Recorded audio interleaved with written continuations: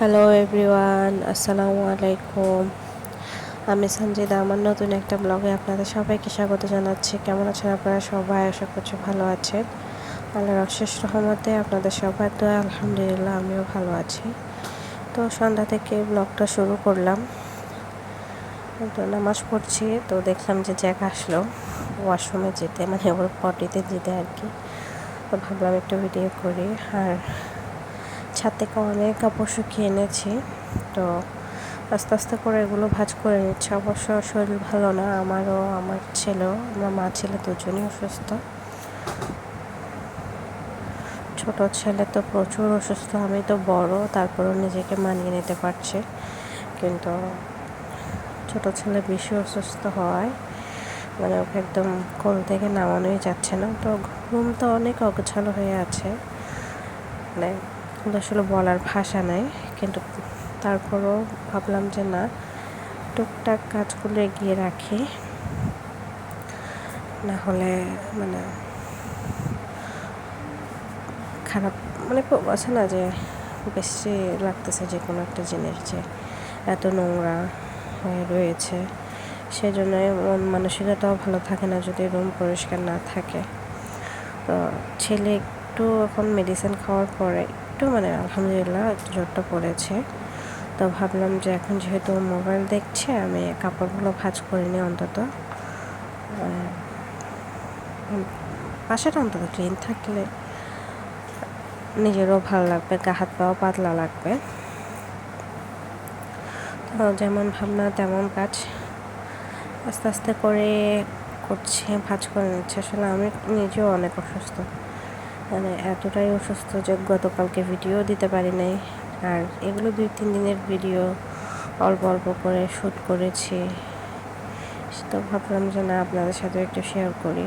তো মাথাটা আসলে প্রচুর ধরেছে, তো একটু চা খাবো, সন্ধ্যার নাস্তা আর কি।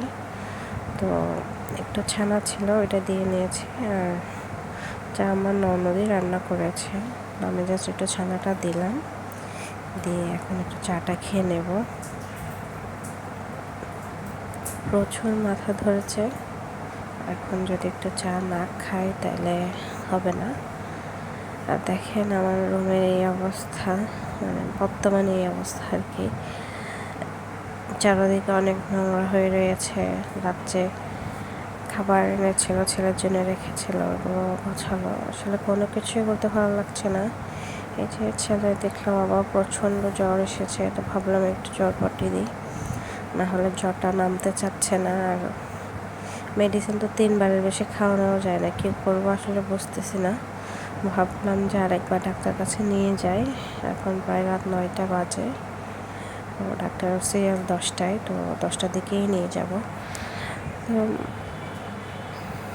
এর মধ্যে ডাক্তার দেখে চলেও আসলাম, আসলে আর ভিডিও করা হয় না, কারণ ওই যে বললাম মা ছেলে দুজনই অসুস্থ, তো ছেলেকেই সামলাতে হচ্ছে, নিজের অসুস্থতাও, তার মধ্যে বাসাটাও একটু ক্লিন রাখতে হচ্ছে। আর আপনাদের ভাই যতটুকু পেরেছে আমাকে হেল্প করেছে।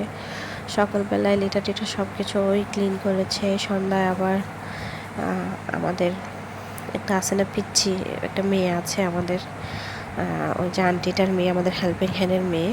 তো ওই আন্টিরা তো এখন চাকরি করে বাইরে, তো ওনার মেয়েও তেমন আসে না, বাট এখন আসে, কয়েকদিন ধরে আসতেছে।